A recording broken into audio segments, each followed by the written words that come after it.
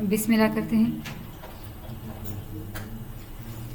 Quick recap कि last time हमने क्या किया था। So the problem is still हम लोग 2 हफ्तों से इसी प्रॉब्लम में हैं, मल्टी आर्म्ड बैंडिट्स प्रॉब्लम, जिसमें we have to make the agent learn which action to take at a certain time among multiple bandits, ताकि वो अपने रिवॉर्ड को मैक्सिमाइज कर सके। और प्रॉब्लम क्या है कि हर बैंडिट, किस बैंडिट को हमने यूज़ करना है, इट मीन्स किस एक्शन को हमने लेना है, उस एक्शन की जो ट्रू वैल्यू है वो हमें पता नहीं होती। ठीक, द प्रॉब्लम इज कि we do not know the true value of the actions. And what is meant by true value? True value को हम रिप्रेजेंट करते हैं क्यू स्टेरिक से। And the true value of any action is basically the expected value of that action. And expected value means आप उस action के हर reward को multiply करते हैं उसकी, वालेकुम सलाम, उसकी प्रोबेबिलिटी से। ठीक, so this is the problem is we do not know the true value. फिर हमने क्या करने की कोशिश की कि हमने एस्टिमेट लगाने की कोशिश की। If you do not know the true value then we make an estimate. और किसी भी एक्शन का एस्टिमेट एट इंस्टेंट एन क्या होता है, तो हमने सबसे पहले जो मेथड, अच्छा इनको हम कहते हैं action value method. What is action value method? कि वो कौन सा मेथड है जो हमें इन एक्शन की वैल्यूज एस्टिमेट करके दे। Action value method. So the first action value method जो हमने पढ़ा उसको हमने कहा था that is called sample average method, and it basically determines the estimate by using sample average. तो सैम्पल एवरेज क्या होगा? अगर n टाइम स्टेप पे किसी का एस्टिमेट फाइंड करना है तो उससे पहले जब जब वो एक्शन लिया गया तो जो जो रिवॉर्ड्स आते गए उनको हम सिंपली सम करते गए from i is equal to 1 up to n-1, और फिर उन रिवॉर्ड्स को हमने सम को डिवाइड किया कितने टाइम हमने वो एक्शन लिया है। फिर हमने इसी चीज़ को कन्वर्ट किया to the incremental update method. तो अगर ये n+1 इसको हम कहेंगे तो सैम्पल एवरेज मेथड में ये चीज़ बन जाएगी इससे, और इसी सैम्पल एवरेज मेथड को फिर हमने इंक्रीमेंटल अपडेट रूल में, ये बन गया Qn plus 1/n Rn minus Qn। So this is the again the sample average method but written in a different form. इस फॉर्म को हम क्या कहते हैं? Incremental update. Incremental update you can see कि हम एक न्यू एस्टिमेट को किस तरह अपडेट करें by using the old estimate. So we are updating it in the increments form. दोनों से सेम आंसर आएगा बिकॉज ये फार्मूला इसी फार्मूले से ही आया है ना। कुछ स्टेप्स किए थे हमने दरमियान, वो फिर जब वो नॉन स्टेशनरी में तब करते हैं जब इस 1 और n को हम किसी कांस्टेंट से रिप्लेस कर लेते हैं। फिलहाल अगर इसको हम 1 और n ही रहने देते हैं सो ये फार्मूला इसी फार्मूले से ही आया है। दोनों के आंसर सेम होंगे, both are sample average method, लेकिन लिखा हम इसको डिफरेंट उसमें है। फिर हमने ये कहा था कि अगर तो प्रॉब्लम स्टेशनरी है तो फिर हम ये यूज़ कर सकते हैं फार्मूला, लेकिन अगर प्रॉब्लम नॉन स्टेशनरी है, नॉन स्टेशनरी का क्या मतलब है कि उसके रिवॉर्ड की डिस्ट्रीब्यूशन चेंज हो रही है, यानी हर एक्शन के लिए जो रिवॉर्ड्स हम ले सकते हैं वो उसकी अगर प्रोबेबिलिटी डिस्ट्रीब्यूशन टाइम के साथ चेंज हो रही है तो फिर हम ये फार्मूला यूज़ नहीं करेंगे। बिकॉज वी कैन सी कि जैसे जैसे टाइम बढ़ता जाता है तो ये क्या करता है, ये न्यू रिवॉर्ड को कम वेट देता है और पिछले एस्टिमेट को ज़्यादा वेट देता है। बट हम चाहते हैं कि अगर तो रिवॉर्ड की प्रोबेबिलिटी डिस्ट्रीब्यूशन चेंज हो रही है तो इट मीन्स के न्यू रिवॉर्ड्स ऑल्सो मैटर। तो फिर हमने क्या किया था, इस 1 और n को जो कि कांस्टेंट नहीं है because it is changing with n, इसको हम रिप्लेस करेंगे किसी कांस्टेंट से, अल्फा से। सो ये फार्मूला कुछ ऐसे बन गया था। और फिर अगर हम इसको ज़रा एक्सपेंड करें तो ये फार्मूला क्या बन जाता है? Qn plus alpha Rn minus alpha Qn। फिर अल्फ़ा Rn को हमने साइड पे किया था, Qn को अगर हम कॉमन लें तो वी गेट 1 माइनस अल्फ़ा। ठीक, अच्छा अगेन इसको हम ज़रा मज़ीद एक्सपेंड करते हैं तो इस Qn, अगर Qn प्लस 1 को हम इस फॉर्म में लिख सकते हैं तो इस Qn को हम किस फॉर्म में लिख सकते हैं?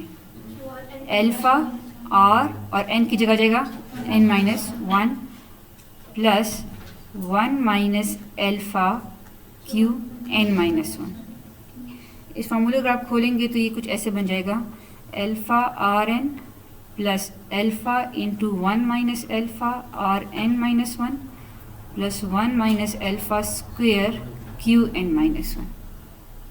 ये हमने लास्ट लेक्चर में सिर्फ हमने यहाँ तक बात कर ली थी और फिर इसका जो फाइनल इक्वेशन थी उस पर स्टेप्स हम ये फॉलो करेंगे उसमें।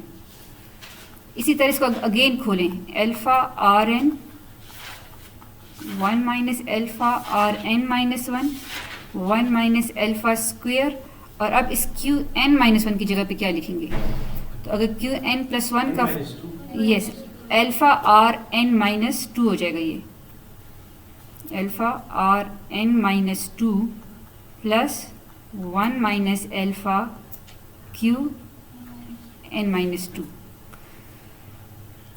ठीक, तो अगेन अगर इसको हम मल्टीप्लाई करेंगे तो ये बन जाएगा alpha into 1 minus alpha square R n minus 2 plus 1 minus alpha Q n minus 2। इसको अगर हम इस तरह बार बार खोलते जाएंगे तो आखिर में हम कहाँ तक पहुँच जाएंगे, Q1 तक पहुँच जाएंगे। ठीक, सो Q1 तक जब हम पहुँचेंगे तो हमारा फार्मूला बन जाएगा एल्फ़ा आर एन प्लस ये सारी टर्म्स दरमियान में होंगी,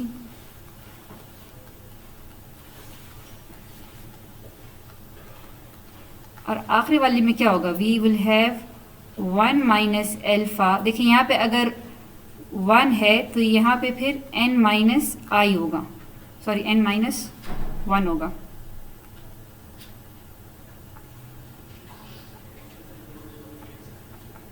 ठीक, अगर n माइनस 2 के लिए 3 है तो दिस इज Q1, तो Q1 के लिए यहाँ पे क्या होना चाहिए,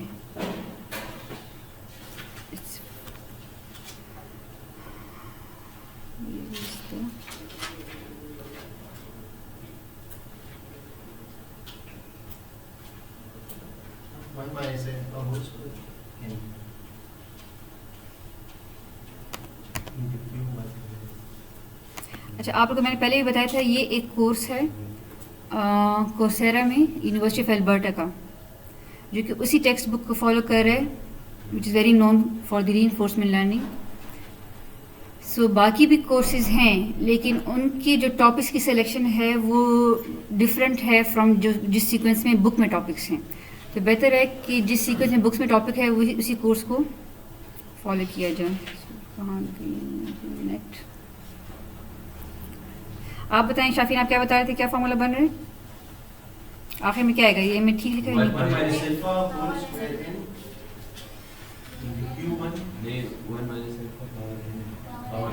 और n Q1। ठीक, तो बेसिकली ये फार्मूला हमें क्या बता रहा है, और अल्फा की वैल्यू अब क्या है, alpha is some constant whose value is between 0 and 1।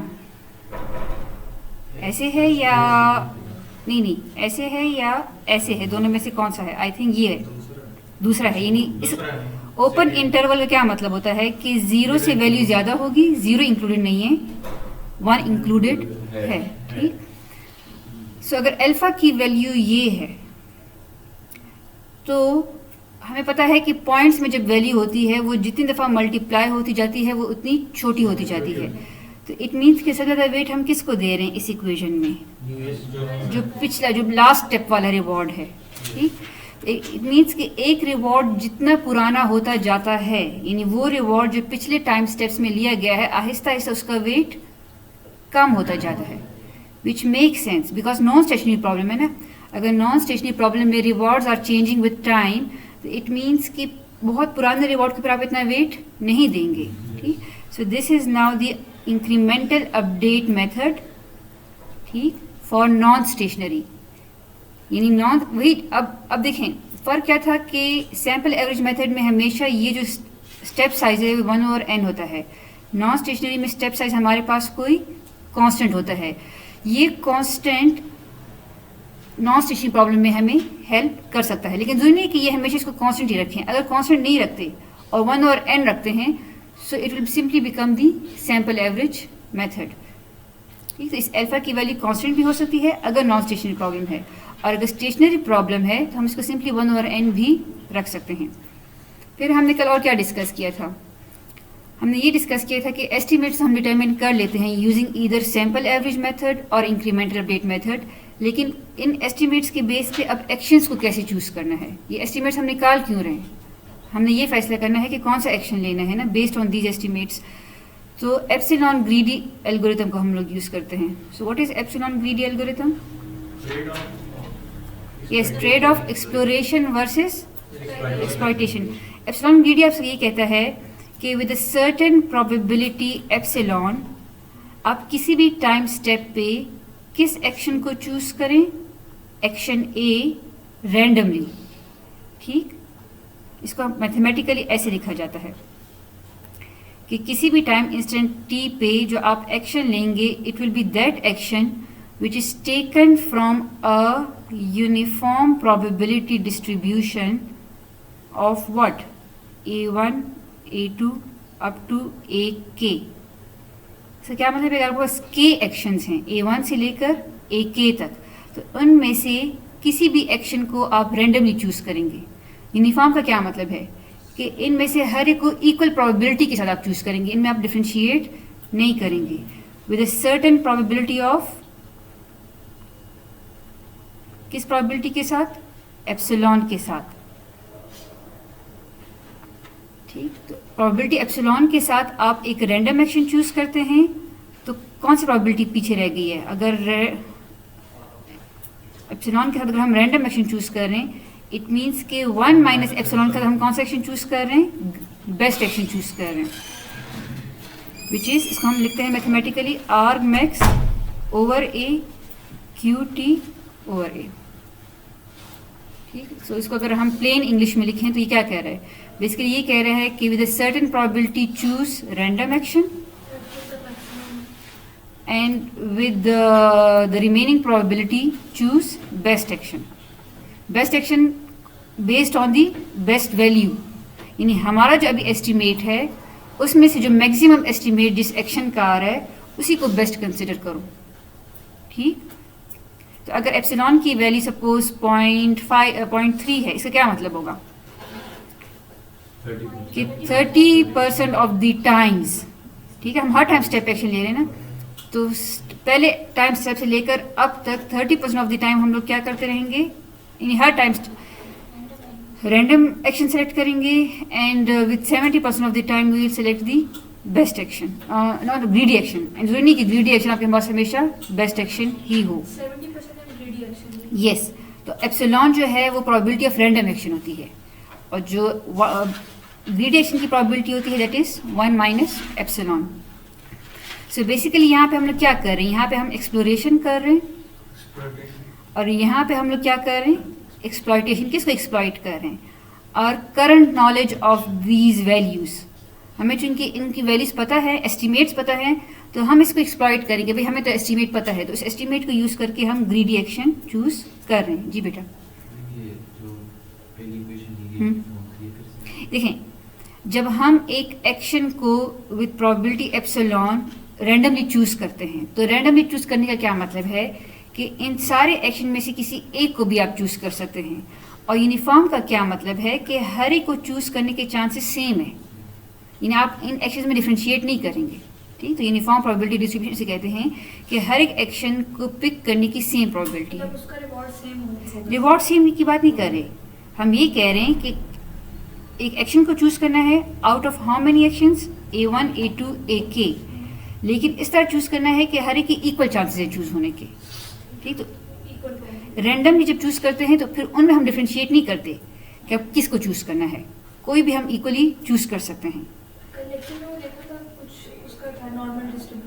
उस पर आते हैं बात। ठीक, वो तो हम 10 आर्म टेस्ट बेड की बात कर रहे थे, ये तो फिलहाल हम एप्सिलॉन ग्रीडी एल्गोरिथम की बात कर रहे हैं कि एप्सिलॉन ग्रीडी एल्गोरिथम में you will choose a random action, और रैंडम का मतलब है कि purely random in the sense कि इन एक्शन में आप डिफरेंशिएट नहीं करेंगे, किसी हर एक को पिक करने की इक्वल चांसेस हैं। क्लियर है बेटा? अब्दुल रहमान जी, आपसे एक एग्जांपल से तीन एक्शन से समझाइए कि आप किस तरह इस टाइम पे एक्सप्लोर भी कर रही हो और एक्शन एक्सप्लॉइट भी कर रहे हैं। अच्छा, वो एग्जाम्पल जो है, वो जो मैंने आपको नोटबुक दी है, एक सिंपल काम करें, उस नोटबुक में कोई प्रिंट वगैरह नहीं हो रहा, हम एक्शंस की वैल्यू जनरेट कर रहे हैं, हम उनकी रिवॉर्ड जनरेट कर रहे हैं। आप एक काम करें, उसमें ज़रा प्रिंट वाली स्टेटमेंट्स डालें कि हर टाइम पे कौन सा एक्शन रैंडमली चूज़ किया जा रहा है और कौन सा एक्शन ग्रीडी चूज़ किया जा रहा है। तो अल्फा पर डिपेंड कर रहा है कि अगर रैंडम वैल्यू अल्फा से कम होगी एप्सिलॉन से तो फिर यस, वो जो नोटबुक थी एग्जैक्टली। तो देखें मैथमेटिकली हम लोग कैसे, सॉरी एक्सपेरिमेंटली कैसे हम चूज़ करते हैं विद प्रोबेबिलिटी एप्सिलॉन, वो फिर हम उस कोड में देते हैं। यहाँ पे थ्योरेटिकली हम क्या कह रहे हैं कि एप्सिलॉन प्रोबेबिलिटी के साथ यहाँ पे अब जो कोड है वो आपको ये बताता है कि इस प्रोबेबिलिटी एप्सिलॉन को हम कैसे अचीव करते हैं। ठीक, हमने लास्ट टाइम ये बात की थी रैंडमनेस की, कि कंप्यूटर जो है वो प्योरली रैंडम नंबर जनरेट नहीं करता, ठीक, सूडो रैंडम नंबर जनरेट करता है, और उस रैंडम नंबर के बेस पे फिर हम एक्शंस लेते हैं। सो यहाँ पे हम क्या कह रहे हैं कि एक एक्शन को विद सर्टेन प्रोबेबिलिटी हम रैंडमली चूज़ करेंगे, और वो कैसे करेंगे वो फिर हम कोड में हमने देखा था। And with 1 minus epsilon probability हम बेस्ट एक्शन चूज़ करेंगे। This is simply epsilon greedy algorithm. फिर हमने देखा था कि अब एप्सिलॉन की वैल्यू क्या होनी चाहिए, एप्सिलॉन की वैल्यू क्या होनी चाहिए, उसके लिए हमने एक हाइपोथेटिकल, जो कल मैं बार बार वर्ड भूल रही थी, that was hypothetical example. So we take a hypothetical example of 10 actions, ठीक, और उस चीज़ को फिर हमने कल क्या नाम दिया था, 10 armed test bed. It is a hypothetical example. और इस एग्जांपल में हम लोग क्या कंसिडर कर रहे हैं, हमारे पास एक्शंस कितने हैं, 10 एक्शंस हैं, के represent the number of actions. अब इस हाइपोथेटिकल एग्जांपल में हम ये कह रहे हैं कि हमें हर एक्शन की ट्रू वैल्यू हम खुद निकाल रहे हैं, मतलब हम हर एक्शन को ट्रू वैल्यू खुद असाइन कर रहे हैं। लेकिन कैसे असाइन कर रहे हैं कि इफ़ देयर आर 10 एक्शंस 1 2 3, तो हर एक्शन की जो वैल्यू होगी कुछ ना कुछ होगी, ठीक है। तो बेसिकली ये क्या रिप्रेजेंट कर रहा है, एक्शन की वैल्यू रिप्रेजेंट कर रहा है, ट्रू वैल्यू, और ये रिप्रेजेंट कर रहा है एक्शन नंबर या जो भी है। तो वो जो 10 वैल्यूज हैं वो किस वो नॉर्मल प्रोबेबिलिटी डिस्ट्रीब्यूशन को रिप्रेजेंट करेंगे। सो बेसिकली ये कॉन्टिन्यूस नहीं होगा, ये अगर आपको कन्फ्यूजन हो रही थी, उस कन्फ्यूजन को हटाते हैं। अगर 10 वैल्यूज हैं तो 10 वैल्यूज ही आएंगी ना, एक वैल्यू यहाँ पे आएगी, एक इस तरह आएगी, एक इस तरह आएगी, फिर इस तरह, वी विल हैव 10 वैल्यूज, ठीक। तो ये कॉन्टिन्यूस नहीं होगा, लेकिन इसकी शेप जो होगी वो नॉर्मल डिस्ट्रीब्यूशन को फॉलो करेगी। एक्चुअल शेप हमारे पास कब आती है नॉर्मल, कि अगर हम नॉर्मल डिस्ट्रीब्यूशन से a large number of values निकालें, तब वो आपके पास बहुत लार्ज नंबर ऑफ वैल्यूज जब यहाँ पे आएंगी, तब हमारे पास वो कॉन्टिन्यूस शेप बनेगी, और तब उनका एक्चुअल मीन 0 होगा और वेरिएंस 1 होगा। लेकिन अगर हम लोग सिर्फ 10 वैल्यूज ही निकाल रहे हैं, ठीक है, तो उनका मीन 0 के करीब होगा और वेरिएंस 1 के करीब होगा। जरूरी नहीं कि एग्जैक्टली मीन 0 और एग्जैक्टली वेरिएंस 1 हो। लार्ज के लिए mean 0। Yes, for a very large number of values, अगर आप नॉर्मल डिस्ट्रीब्यूशन से वैल्यूज निकालते हैं for a very large number of values, बहुत ही लार्ज नंबर ऑफ वैल्यूज हैं, ठीक। तो फिर अगर आप नॉर्मल डिस्ट्रीब्यूशन से लार्ज नंबर ऑफ वैल्यूज निकालते हैं, तब अगर उन वैल्यूज का अगर आप मीन निकालेंगे तो वो 0 होगा और उनका जो वेरिएंस होगा वो 1 होगा। लेकिन ये तो सिर्फ 10 वैल्यूज ही हैं, तो जरूरी नहीं कि अगर इन 10 वैल्यूज का आप मीन निकालें तो एक्चुअल में 0 आए और वेरिएंस निकालें तो एक्चुअल में 1 आए, but it will be closer to 0 and 1। यहाँ तक बात क्लियर है। तो ये जो हर एक्शन की एक्शन वैल्यू हमने असाइन की है, वो एक नॉर्मल डिस्ट्रीब्यूशन से असाइन की है, ठीक। अच्छा, अब द क्वेश्चन इज के नॉर्मल डिस्ट्रीब्यूशन क्यों किया गया था, ठीक है। ये भी 0 से 1 वेरी करे। यस, इसका मीन जो है वो 0 होगा और वेरिएंस जो है वो 1 होता है ना। वेरिएंस क्या होता है, वो सिर्फ रेंज होता है, वो रेंज का स्क्वायर करके डिवाइड बाय n वो करते हैं, ठीक। सो व्हाई नॉर्मल डिस्ट्रीब्यूशन, तो यूजुअली रियल लाइफ में नॉइस को रिप्रेजेंट करने के लिए हम लोग नॉर्मल डिस्ट्रीब्यूशन यूज़ करते हैं। तो यहाँ पे हम हालांकि हाइपोथेटिकल एग्जांपल ले रहे हैं, लेकिन हम कह रहे हैं कि एक रियल लाइफ में भी एजेंट को जो एक्शन की वैल्यूज मिलेंगी तो वो नॉर्मल डिस्ट्रीब्यूशन को ही शायद फॉलो करें, ठीक है। दैट्स वाई यहाँ पे हम नॉर्मल डिस्ट्रीब्यूशन ले रहे हैं। अच्छा, फिर जब एक्शन को हमने वैल्यू तो असाइन कर ली, लेकिन जब वो एक्शन लिया जाता है तो क्या क्या रिवॉर्ड्स आते जाएंगे, अब हमने वो डिसाइड करना है कि उन रिवॉर्ड्स की वैल्यूज क्या होंगी। ठीक, तो हमने क्या कहा था कि फॉर एग्जांपल हर एक्शन के लिए जो रिवॉर्ड्स आएंगे, अब कितने रिवॉर्ड्स आएंगे, तो अगर तो एक एक्शन 1000 टाइम स्टेप्स तक उसने लर्निंग करनी है, एक एजेंट ने अगर 1000 टाइम स्टेप्स तक लर्निंग करनी है, तो फिर एक एक्शन के मैक्सिमम रिवॉर्ड्स कितने हो सकते हैं, 1000। और मैक्सिमम मैं इसलिए बाबा क्यों कह रही हूँ, अगर हम ये एज्यूम करें कि हर टाइम स्टेप पे उसने वही एक्शन लिया है, तो फिर उस एक्शन के 1000 रिवॉर्ड्स होंगे। लेकिन जरूरत नहीं है कि हर टाइम स्टेप पे हमने वही एक्शन लिया हो, लेकिन मैक्सिमम वैल्यू इसकी 1000 है। सो हर एक्शन के लिए वी कैन हैव 1000 रिवॉर्ड्स, और हर रिवॉर्ड की कुछ ना कुछ फिर वैल्यू होगी। तो ये नंबर ऑफ रिवॉर्ड है, number of reward mean R n इसके कह दें या आई कह दें, कि रिवॉर्ड नंबर 1 है, 2 है, 3 है, 4 है, 5 है, 6 है, क्या, तो कितने होंगे हमारे पास 1000, 1 से लेकर 1000। और हर रिवॉर्ड की अब वैल्यू क्या होगी। ठीक, अगेन वो किसी एक पर्टिकुलर एक्शन के लिए चूंकि 1000 पॉसिबल रिवॉर्ड हो सकते हैं, तो वो जो 1000 रिवॉर्ड्स हैं वो भी किसको फॉलो कर रहे हैं, नॉर्मल डिस्ट्रीब्यूशन। इट मीन्स कुछ रिवॉर्ड्स की वैल्यूज कम होंगी, कुछ रिवॉर्ड्स की वैल्यूज ज़्यादा होंगी। ठीक, यानी कम रिवॉर्ड्स ऐसे होंगे जिनकी वैल्यू कम होगी, कम रिवॉर्ड्स ऐसे होंगे जिनकी वैल्यू बहुत ज़्यादा होंगी, और ज़्यादातर रिवॉर्ड्स की वैल्यूज क्या होंगी, एवरेज होगी। ठीक जी बेटा, आप एक्शन वैल्यूज फाइंड करिए या नॉर्मल डिस्ट्रीब्यूशन की थ्रू करिए। यस, ये जो एक्शन वैल्यूज आई है ना, मैंने नॉर्मल डिस्ट्रीब्यूशन से कहा, वो जो प्री डिफाइंड मेथड है कि मुझे 10 वैल्यू ऐसे निकाल के दो जिनका अगर मैं प्लॉट करूं तो वो मुझे नॉर्मल डिस्ट्रीब्यूशन की शेप नजर आए, और अगर मैं उनका मीन लूं तो वो ऑलमोस्ट 0 आए, और अगर इनका मैं वेरिएंस लूं तो वो ऑलमोस्ट 1 आए। तो वो मैंने एक प्री डिफाइंड मेथड से कहा कि मुझे इस तरह की वैल्यूज निकाल के दो हर एक्शन, तो उसने मुझे 10 वैल्यूज निकाल के दी। अब हम क्या कह रहे हैं कि अब जब जब वो एजेंट हर एक एक्शन लेगा तो उसको रिवॉर्ड्स क्या क्या मिलने चाहिए, तो अब वो भी हम उससे कह रहे हैं नॉर्मल डिस्ट्रीब्यूशन से। फॉर एग्जाम्पल एक्शन A1 लिया जाए तो उसको कौन कौन से रिवॉर्ड नज़र आ सकते हैं, तो उसको 1000 पॉसिबल रिवॉर्ड नज़र आ सकते हैं विद डिफरेंट प्रोबेबिलिटी। तो कुछ रिवॉर्ड्स बार बार उसको नज़र आएंगे, कुछ रिवॉर्ड उसको कम नज़र आएंगे। तो अगर एक एक्शन, किसी पर्टिकुलर एक्शन के तमाम पॉसिबल रिवॉर्ड्स की ये नॉर्मल डिस्ट्रीब्यूशन, ये डिस्ट्रीब्यूशन है, तो इन रिवॉर्ड्स की मीन वैल्यू क्या होगी, जो वैल्यू है उसकी true value, because true value क्या होती है, रिवॉर्ड्स की मीन वैल्यू ही होती है ना for a large number of rewards. तो इट मीन्स कि ये जो रिवॉर्ड्स की नॉर्मल डिस्ट्रीब्यूशन है, इनका मीन जो है वो Q star of that particular action ही है, और इसका जो वेरिएंस है वो 1 है। ट्रू वैल्यू कहना वाला एक्सपेक्टेड वैल्यू कहना सही। शायद आपका अभी भी कंफ्यूजन है, true value is the expected value. एक चीज है, true value of an action is defined as the expected value of that action, and expected value is कि if you take this action for a very large number of time, तो what will be the reward that we expect on the average. Estimate value. ठीक, नहीं estimate नहीं है, मैं दोबारा लिखती हूँ। 3 टर्म्स हम लोग यूज कर रहे हैं। एक टर्म हम यूज कर रहे हैं true value of an action,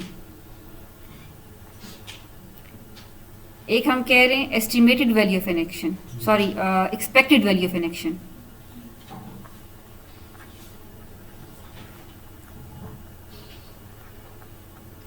और तीसरा टर्म हम यूज कर रहे हैं estimated value of an action.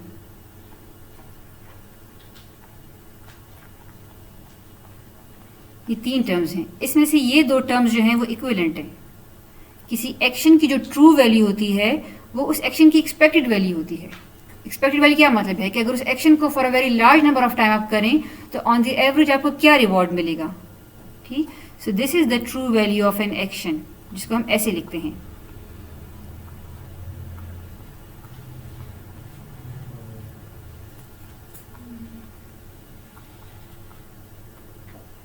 तो ये जो फार्मूला है ये एक्सपेक्टेशन का ही फार्मूला होता है।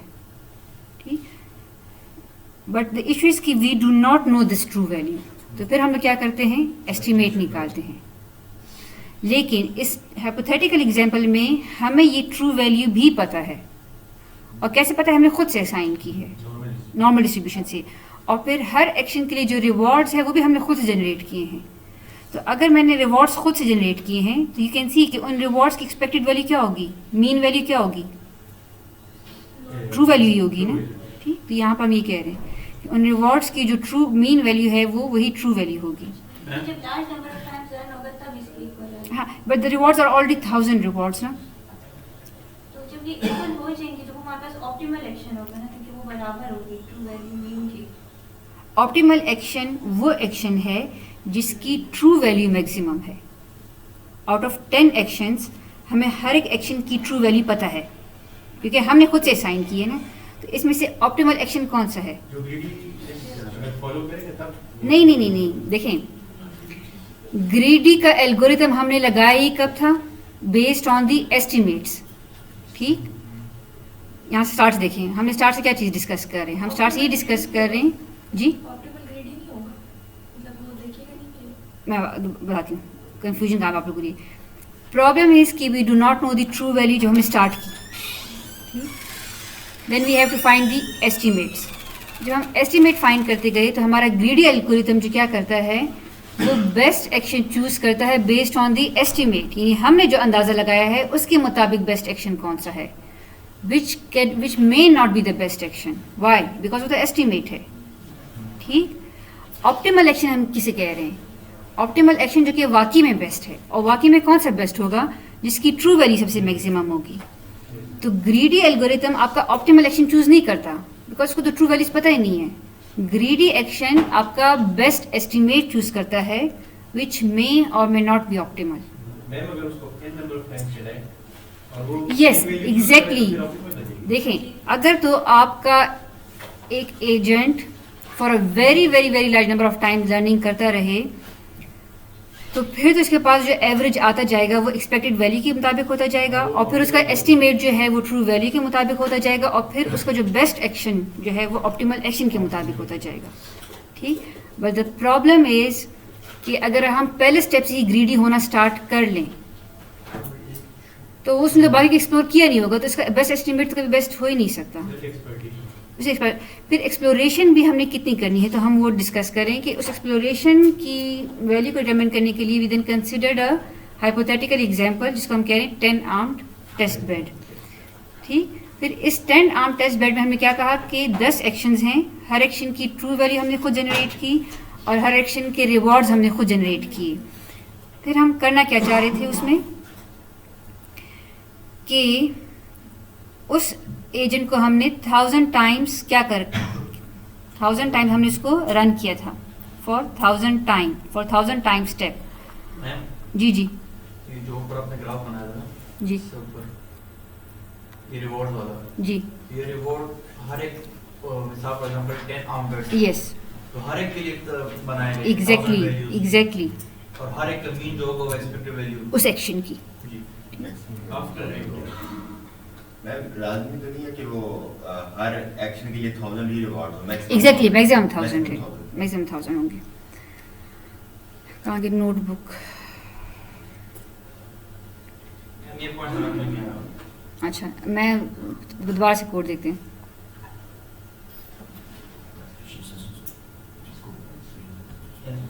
बताओ।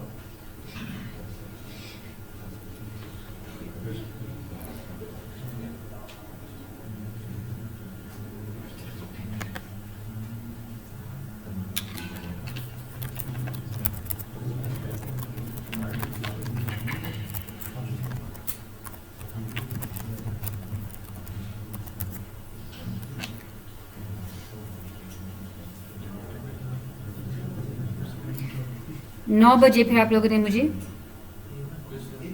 बताना है। अगर हम पूरा ऐसे फिर रिपीट करें इट मीन्स के क्विज फिर आपका अच्छा होना चाहिए, फिर मार्किंग भी स्ट्रिक्ट होगी। अरेंज क्लास थी बिल्कुल नहीं तो इंशाल्लाह बल वीक में दूसरी है। मैम प्रोग्राम आ सकते हैं? हाँ आ सकते हैं। मैम ये तो मैम प्लीज मंडे को लेते और ये अच्छा हो देखिए मैंने मुझे पता है आप लोग फिर भूल जाएंगे तो बेहतर है कि अभी क्विज दें। मैम ये प्रोग्राम चलें प्रोग्राम ना दूं, अच्छा नहीं दिया प्रोग्राम बस, ठीक। अब देखें क्वेश्चन किन का था, शाफी नहीं, तैयब नहीं, काशिफ। हम लोग क्या करें, इसको देखें, नंबर ऑफ रन्स क्या है, 2000 हैं। We are creating 2000 multi arm bandit problems, ठीक। और हर प्रॉब्लम के लिए हम क्या कर रहे हैं, ट्रू वैल्यू जनरेट कर रहे हैं, कितनी, 10। और इनमें से ऑप्टिमल एक्शन कौन सा होगा, जिसकी ट्रू वैल्यू मैक्सिमम होगी, ठीक। और हर प्रॉब्लम के लिए 2000 में से हर प्रॉब्लम के लिए हमारा एस्टिमेट भी 0 है, ठीक। ये तजमीज़ की दरवाज़ा बंद करिए प्लीज़, थैंक यू। हमारा एस्टिमेट भी 0 है और हमारा एक्शन काउंट भी 0 है, बिकॉज ना ही हमने कोई एक्शन लिया है और ना ही हमने एस्टिमेट डिटरमिन किया है। अब एस्टिमेट डिटरमिन करने के लिए हमें क्या करना पड़ेगा, उस एजेंट को for a certain time steps run करना पड़ेगा, लर्निंग करवानी पड़ेगी। कितने टाइम स्टेप्स के लिए लर्निंग करवानी पड़ेगी, 1000 टाइम स्टेप्स के लिए लर्निंग करवानी पड़ेगी। अब ये जो 2000 प्रॉब्लम्स हम रन कर रहे हैं, हर प्रॉब्लम को अलग अलग रन करेंगे, मतलब बारी बारी रन करेंगे, और हर प्रॉब्लम को for a certain value of epsilon हम रन कर रहे हैं। इट मीन्स कि पहले एप्सिलॉन 0 के लिए हमने 2000 प्रॉब्लम्स रन किए और फिर उनका एवरेज रिवॉर्ड देखा हमने, ठीक। फिर पॉइंट 1 के लिए हमने 2000 प्रॉब्लम्स दोबारा से रन किए और फिर पॉइंट 01 के लिए 2000 प्रॉब्लम्स दोबारा से रन किए, और हर प्रॉब्लम में हमने एक्शन को कितना स्टेप्स लर्न करवाए हैं, 1000 टाइम स्टेप्स। तो हर प्रॉब्लम के लिए पहले हमने ट्रू वैल्यू जनरेट की 10, हमने ऑप्टिमल एक्शन चूज किया और फिर उस एजेंट को हमने 1000 टाइम स्टेप्स चलाना है। अब ये एप्सिलॉन ग्रीडी एल्गोरिथम है, ठीक। ये लाइन, ये कोड क्या कर रहा है, ये सिंपल या तो रैंडम एक्शन ले रहा है या best action according to the estimate ले रहा है विद अ सर्टेन प्रोबेबिलिटी, ठीक। एप्सिलॉन की 0 है, इट मीन्स कि ये जो रैंडम नंबर जनरेट करेगा भी ना, ये जो मेथड होता है ये 0 and 1 के दरमियान रैंडम नंबर जनरेट करता है, तो वो तो कभी भी 0 से लेस नहीं हो सकता। तो इट मीन्स कि ये वैल्यू जो है ये हमेशा फॉल्स होगा। इट मीन्स कि for epsilon 0 always the best action based on the current estimate वो चूज़ किया जाएगा। बट अगर एप्सिलॉन की वैल्यू 0.1 है, ठीक, 0.1 है, तो फर्स्ट टाइम, अब इसको हम ऐसे पढ़ते हैं, ये जो कंडीशन है, अगर ये कंडीशन कितनी दफ़ा रन होगी, ये स्टेटमेंट्स कितनी दफ़ा एग्जीक्यूट होंगे, 1000 में कितनी दफ़ा 0.1 से लेस वैल्यू जनरेट होगी, 10% ना, ठीक। 100 दफ़ा ये वाली कंडीशन ऑन द एवरेज, जरूरी नहीं कि 100 दफ़ा एग्जैक्टली हो, तो ऑन द एवरेज 100 दफ़ा ये ट्रू होगा और 900 दफ़ा ये ट्रू होगा, ठीक। अच्छा, तो ये तो हम क्या कर रहे हैं, स्टार्ट में चूंकि एस्टिमेट है ही 0, ठीक, तो कोई भी एक्शन लिया जा सकेगा, बिकॉज आर मैक्स क्या होगा, 0 ही होगा ना, क्योंकि वैल्यू 0 होगी, तो उनमें से कोई एक एक्शन को ये ले लेगा। जब वो एक्शन ले लिया जाएगा, अब हमने क्या करना है, रिवॉर्ड जनरेट करना है। तो रिवॉर्ड जनरेट कैसे होगा, हमने क्या कहा था कि रिवॉर्ड भी नॉर्मल डिस्ट्रीब्यूशन में से, तो फिलहाल ये 1 का क्या मतलब है, वेरिएंस 1, मीन, ट्रू वैल्यू, और कितनी वैल्यू जनरेट करेगा, ये एक रिवॉर्ड अभी जनरेट कर रहा है। यहाँ पे देखिए हमने 10 वैल्यू जनरेट की थी, इसलिए हमने इसको 3 आर्ग्यूमेंट्स दिए थे, 0, 1, k कि 10 वैल्यूज निकाल के दो। ये हमें कितनी वैल्यू निकाल के दे रहा है, 1, लेकिन लूप कितनी दफ़ा चल रहा है काशिफ, 1000 दफ़ा, ठीक। तो 1000 दफ़ा तो वो एक्शन नहीं लिया गया है ना, एक एक्शन 1000 दफ़ा लिया जा सकता है मैक्सिमम, बट जरूरत नहीं कि वही एक्शन 1000 दफ़ा लिया गया हो, ठीक। एक एक्शन हो सकता है 200 दफ़ा लिया गया हो, एक 300 दफ़ा लिया गया हो, एक 500, 600, क्या 400 दफ़ा लिया गया हो, और एक जो भी है, खैर। तो जब जब वो एक्शन लिया गया है तब तब उसका रिवॉर्ड जो है वो जनरेट किया गया है फ्रॉम दिस नॉर्मल डिस्ट्रीब्यूशन। उसमें से कोई भी रैंडम वैल्यू होगी, कोई भी रैंडम वैल्यू हो सकती है उस डिस्ट्रीब्यूशन में से। मतलब ये अगर कोई भी रिवॉर्ड आएगा, यस, सॉरी फॉर एग्जांपल कोई भी ट्रू वैल्यू आएगी, यस, तो उसके लिए कोई डिस्ट्रीब्यूशन बनाएगा और एग्जैक्टली उसमें से कोई भी रैंडम वैल्यू दे देगा, ठीक। बट एक वैल्यू, ठीक। फिर नेक्स्ट टाइम सपोज दोबारा वो एक्शन लिया गया है तो दोबारा उसी डिस्ट्रीब्यूशन में से कोई और वैल्यू दे देगा, ठीक। सो इस तरह हम हर एक्शन के लिए क्या जनरेट कर रहे हैं, रिवॉर्ड जनरेट कर रहे हैं और फिर उसका एक्शन काउंट बढ़ा रहे हैं और फिर उसका एस्टिमेट अपडेट कर रहे हैं बेस्ड ऑन दिस फार्मूला। और ये एवरेज रिवॉर्ड में क्या कर रहे हैं, for a certain epsilon eight a certain time step उस रिवॉर्ड को ऐड करते जा रहे हैं। और अगर तो वो एक्शन वाकई में ऑप्टिमल एक्शन है, अब ये ऑप्टिमल एक्शन कहाँ से आया था, based on the true value. तो यहाँ पे हम ये कह रहे हैं कि अगर इस एजेंट ने जो एक्शन लिया है, चाहे वो ग्रीडी पे लिया है चाहे वो रैंडम लिया है, ऐसे भी तो हो सकता है जो उसने रैंडमली चूज किया वही ऑप्टिमल एक्शन हो। ठीक, तो हम क्या कर रहे हैं, हम बेसिकली ये डिटरमिन कर रहे हैं कि कितनी दफ़ा वाकई में ऑप्टिमल एक्शन लिया गया है। हम ये डिटरमिन कर रहे हैं कि ये जो एक्शन लिया गया है अगर तो ये ऑप्टिमल है तो ऑप्टिमल एक्शन काउंट को बढ़ा दो। तो बेसिकली जब ये एक एजेंट 1000 टाइम कर लेगा लर्न, तो फिर से क्या होगा, फिर सेकंड प्रॉब्लम शुरू हो जाएगी, सेकंड मल्टी आर्म बैंडेड प्रॉब्लम शुरू हो जाएगी। आउट ऑफ 2000 दोबारा से ट्रू वैल्यूज निकाली जाएंगी, दोबारा से एजेंट लर्निंग करेगा। ठीक, एप्सिलॉन की अभी पहली वैल्यू ही है, एप्सिलॉन की वैल्यू अभी भी 0 है, हमने 2000 टाइम्स को रन करना है, 2000 टाइम मल्टी बैंडेड प्रॉब्लम को लर्न कराना है, 2000 टाइम मल्टी बैंडेड प्रॉब्लम को चलाना है और हर प्रॉब्लम में एजेंट 1000 टाइम स्टेप ले रहा है। ठीक, तो बेसिकली इसको जो हमने कैलकुलेट किया था तो it will run for almost 6 lakh times. For each epsilon there will be 2000 episodes and in each episode the agent will take 1000 time steps। तो ये जो हमें चीज़ है ग्राफ, इसके अगर आपको समझनी थी, बेसिकली ये हमें 2 मैट्रिक्स बता रहा है परफॉर्मेंस की कि किसकी परफॉर्मेंस अच्छी है।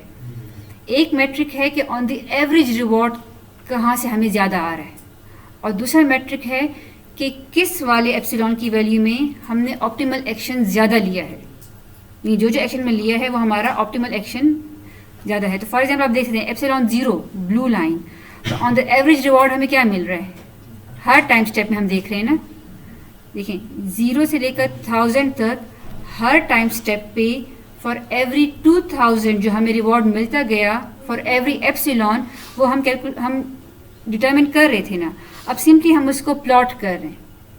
तो ये क्या शो कर रहा है कि स्टार्ट में तो आपका रिवॉर्ड बड़ा जल्दी आप लोग गेन कर ले, एजेंट को मिल जाता है, but with the passage of time average reward epsilon के लिए जल्दी स्मूथ आउट हो जाता है। एप्सिलॉन 0.1 के लिए एवरेज रिवॉर्ड ज़्यादा है, एप्सिलॉन 0.01 के लिए एवरेज रिवॉर्ड थोड़ा सा कम है। तो किसने सबसे ज़्यादा बेहतर परफॉर्म किया यहाँ पे, 0.1 वाले ने, बिकॉज उसका एवरेज रिवॉर्ड क्या है, ज़्यादा है। यहाँ पे हम क्या डिटरमिन कर रहे हैं कि किस एप्सिलॉन की वैल्यू के लिए हमने ज़्यादा, एप्सिलॉन की वो कौन सी वैल्यू थी जिसमें एजेंट ने ज़्यादा ऑप्टिमल एक्शंस लिए, that is for epsilon 0.1। Yes, यानी वो एप्सिलॉन की कौन सी वैल्यू थी जिसके लिए एजेंट ने जितने भी एक्शंस लिए थे उनमें से उसके जो ऑप्टिमल एक्शंस थे वो ज़्यादा थे। फॉर एग्जांपल ये क्या कह रहे हैं, 0.1 के लिए उस एजेंट ने आखिर में पहुंच के उसके 80% of the actions were optimal actions. ठीक, 0.01 जब था तब एजेंट ने जो 1000 एक्शंस लिए थे उनमें से around 60% of the actions were the optimal actions, जबकि जब एप्सिलॉन की वैल्यू 0 थी और जब एजेंट ने 1000 टाइम लिए थे तो almost 30% of the actions were optimal. It means कि 70% of the time the greedy action was not the optimal action. ठीक, तो ये आपके बचपन की स्टोरी का वो है कि क्या लालच बुरी बला है। ठीक, तो यहाँ पे भी हमने देख लिया कि being greedy is not good. चलें जी, सो ये था रीकैप उसका। अब जल्दी से एक टॉपिक पढ़ते हैं फिर हम क्विज लेते हैं। 10 नहीं, पूरे 15 मिनट रहते हैं। नया टॉपिक बड़ा आसान है। अभी अगर आप नया कॉन्सेप्ट देंगी तो ये जरा नया कॉन्सेप्ट नहीं हुई नहीं, फिर आधा घंटा क्विज वैसे है भी 20 मिनट का, आधा घंटा बहुत ज़्यादा हो जाएगा। चलिए 20 मिनट। अच्छा नहीं, प्रॉब्लम क्या थी ग्रीडी एक्शन के साथ कि फॉर एग्जांपल सबके एस्टीमेट स्टार्ट में 0 0 है। ठीक, एक्शन A1 है, A2 है, A3 है, और सबके एस्टिमेट्स आपके पास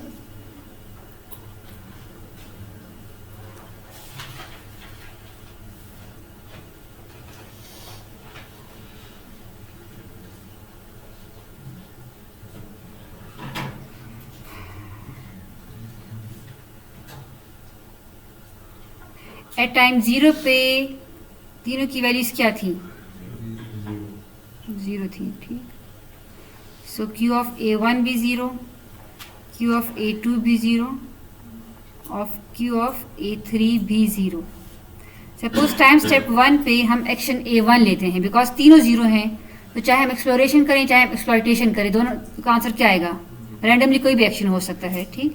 suppose we take action A2, और सपोज A2 से रिवॉर्ड आपके पास आता है 2, तो अब किसकी एक्शन वैल्यू अपडेट होगी? A2 की एक्शन वैल्यू क्या हो जाएगी? 2। अब ग्रीडी क्या करेगा? ग्रीडी, अगर हम ग्रीडी को फॉलो करेंगे तो वो कौन सा लेगा इन तीनों में से? 2। हालांकि उसने बाकी को एक्सप्लोर भी नहीं किया। क्यों उसने 2 लिया? बिकॉज इनकी चूंकि इनिशियल वैल्यू 0 थी, तो जो रिवॉर्ड हम लेंगे it will always be greater than the initial value, तो वो उसी एक्शन को बार बार लेगा। इसका एक इंट्यूटिव हल क्या हो सकता है कि हम क्या करें? यानी एक्सप्लोरेशन के अलावा भी क्या इनिशियल वैल्यूज को हम इस तरह सेट कर लें कि चाहे वो ग्रीडी भी रहे फिर भी वो और को एक्सप्लोर कर सकता है। तो क्या करें इनिशियल वैल्यू? इट मीन्स कि इनिशियल वैल्यू को 0 नहीं रखना चाहिए, इनिशियल वैल्यू को ऑप्टिमिस्टिक वैल्यूज देनी चाहिए। ऑप्टिमिस्टिक वैल्यू से क्या मतलब है कि हम स्टार्ट में ही बड़ा ऑप्टिमिस्टिक हैं कि इनकी एक्शन वैल्यू 0 नहीं है, इनकी एक्शन वैल्यूज क्या है? सपोज मैं सबको इक्वल दूंगी लेकिन 0 नहीं दूंगी, 5 for suppose I give it 5। अब क्या होगा?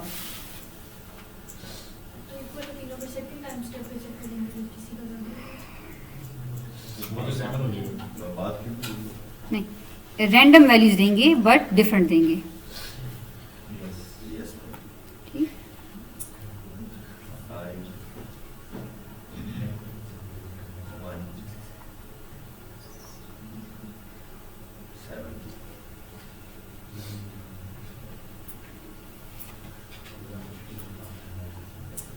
तो अब अगर ये 2 आता भी है, ग्रीडी एल्गोरिथम क्या करेगा?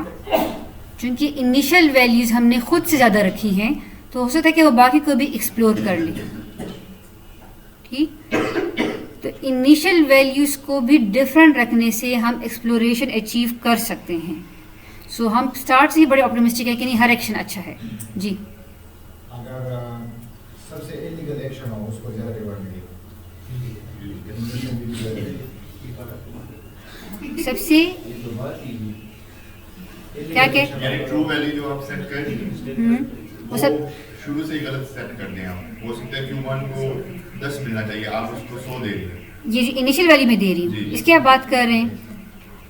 यस, बट इतना ज़्यादा आई थिंक हमें पड़ा ना कि जैसे जैसे हम आगे बढ़ते जाएंगे हमारा जो पिछला एस्टिमेट है उसका रिवॉर्ड हम उसका जो वेट है वो हम कम करते जाते हैं। So in the long run the initial estimate won't matter a lot. लेकिन इसका फ़ायदा क्या होता है कि ये स्टार्ट में हमें एक्सप्लोरेशन में हेल्प कर लेता है। अगर आपको याद हो ये जो Qn+1 is equal to alpha Rn जो भी आया था, ठीक, ये आपको क्या बता रहे हैं? सबसे कम वेट हम किसको दे रहे हैं? इनिशियल एस्टिमेट को। तो ये वो चीज़ है, अगर आप लोगों ने पढ़ा हो मशीन लर्निंग एल्गोरिथम में कि हम इनिशियली हम कुछ भी अगर वेट्स को वैल्यूज असाइन कर लेते हैं मशीन लर्निंग एल्गोरिथम में, with the passage of time वो initial weight do not matter, ठीक। यहाँ पे भी ये जो इनिशियल वैल्यू है ये फिर इतना मैटर नहीं करेगी, लेकिन यहाँ पे हमने सेट क्यों इस तरह किए ताकि हम स्टार्ट में कुछ एक्सप्लोरेशन कर सकें। जितना हम आगे बढ़ते जाएंगे, आपकी बात ठीक है कि हो सकता है कि ये गलत हो, लेकिन एस्टिमेट तो हम अपडेट देखें, एस्टिमेट तो वैसे भी 0 भी तो हो सकता है गलत हो। 0 में हम क्या एज्यूम करें? ऑल आर इक्वल, जो हो सकता है गलत हो। तो एस्टिमेट हमारे कब ठीक होते जाएंगे? जब हम आगे इसको करते जाएंगे ना, ठीक। लेकिन 0 अच्छा है। लेकिन हाँ Let's suppose एक एक्शन है जिसकी रिवॉर्ड 10 है हाँ और दूसरा है जिसकी रिवॉर्ड 20 है। हम्म। अगर हम 20 वाले को 10 दे दे और 10 वाले को 20 दे दे तो ये तो ठीक है, उल्टा हो गया। उल्टा हो गया। और अगर हम ये कहें कि 0 भी इसलिए वो है कि बहुत ज़्यादा डिफरेंस था, फॉर एग्जांपल आपने सबको इक्वल वेट दे दिया, तो भी तो गलत है। तो एस्टिमेट्स हमारे गलत ही होंगे, ये तो दोनों दो की तरह है, मतलब दोनों दो ही की तरह है। लेकिन इसमें हाँ, लेकिन इसमें फ़ायदा क्या है कि इसमें हमने एक्सप्लोर पहले से शुरू में करें। हम बहुत ऑप्टिमिस्टिक हैं कि दुनिया बहुत अच्छी है और हम एक्सपेरिमेंट करते जाएंगे और फिर हम लेसन लर्न करते जाएंगे कि नहीं, वाकई दुनिया में इतनी अच्छी नहीं है। ठीक, ओके बात सो ऑप्टिमिस्टिक इनिशियल वैल्यूज इसे कहते हैं। चूज कैसे करें आप? रैंडमली चूज करते हैं, जब सब सेम नहीं सेम नहीं होंगे। 5 अच्छा, अब देखें यहाँ तो मैं ये कह रही हूँ ना कि डिफरेंट वैल्यूज दें और फिर ग्रीडी लगाएं। हम ऐसे भी तो कर सकते हैं कि सेम वैल्यूज दें और फिर एप्सिलॉन ग्रीडी लगाएं। ठीक, तो पहले भी हम लगा रहे थे, लेकिन पहले क्या हो रहा था कि एप्सिलॉन ग्रीडी में चूंकि एप्सिलॉन की वैल्यू छोटी है तो ज़्यादातर वो ग्रीडी एक्शन ही चूज करता था। एप्सिलॉन ग्रेडी और ग्रेडी में फर्क है कोई? Yes, greedy may you will always choose the greedy. Epsilon greedy may with a certain probability you will not choose greedy, but with a small probability. Epsilon greedy is a generalized form of greedy. Yes ठीक है ना? Epsilon greedy में अगर आप epsilon को 0 कर लें तो क्या बन जाएगा? Greedy बन जाएगा ना? Epsilon greedy में with epsilon probability we choose random action, with 1 minus epsilon we choose greedy action. अगर एप्सिलॉन को ही मैं 0 कर लूँ, इट मीन्स मैं हमेशा क्या चूज कर रही हूँ? ग्रीडी एक्शन चूज कर रही हूँ। मैं इनिशियली एक टाइम स्टेप पे तो हम सेम वैल्यू नहीं दे सकते। इनिशियली हम दे सकते हैं, सेम वैल्यू भी दे सकते हैं, डिफरेंट वैल्यू भी दे सकते हैं। ठीक, लेकिन 0 के अलावा ऑप्टिमिस्टिक वैल्यू देने का फायदा क्या होता है कि it helps us in more exploration. लेकिन उसका इफेक्ट सिर्फ स्टार्ट में रहेगा, बाद में जो एस्टिमेट्स चेंज होते रहेंगे तो इफेक्ट खत्म हो जाएगा। ये फार्मूला हमें क्या बताता है कि एस्टिमेट एट n+1, जितना हम आगे बढ़ते जाएंगे उतनी हमारी पिछली वैल्यू का जो हम वेट दे रहे हैं वो कम होता जा रहा है। तो अगर वो गलत होगा भी तो इतना फर्क नहीं पड़ेगा उससे हमें। ठीक, चलिए, that was optimistic initial value which is one method of encouraging exploration. Another method of encouraging exploration क्या है कि आप एप्सिलॉन की वैल्यू को बढ़ा लें। ठीक, लेकिन कितना बढ़ाना है वो वेरी करता है। अच्छा, इस 10 आर्म टेस्ट बेड को मैंने आपको जो दिया है इसमें आपने एक काम करना है, एप्सिलॉन की वैल्यूज चेंज करके देखनी है। ठीक, और फिर इन प्रोबेबिलिटी डिस्ट्रीब्यूशन को भी चेंज करके देखना है कि what if we change the probability distribution, तो क्या वाकई में 0.1 जो अभी बेहतर है वो आगे भी बेहतर होगा या नहीं। बिकॉज एप्सिलॉन की वैल्यू अब जरूरी कि रियल लाइफ में भी एप्सिलॉन 0.1 में भी बेहतर वैल्यू दे, वो डिपेंड किस पे करता है कि आपको रिवॉर्ड्स क्या मिल रहे हैं। ठीक, चलें जी, तो थोड़ा सा एक एल्गोरिथम का सिर्फ इंट्रो ले लें। टाइम हो गया 9। चलें, अटेंडेंस ले लेते हैं फिर, बल्कि क्विज के लिए थोड़ा सा दूर दूर बैठें, दोनों अटेंडेंस भी हो जाए।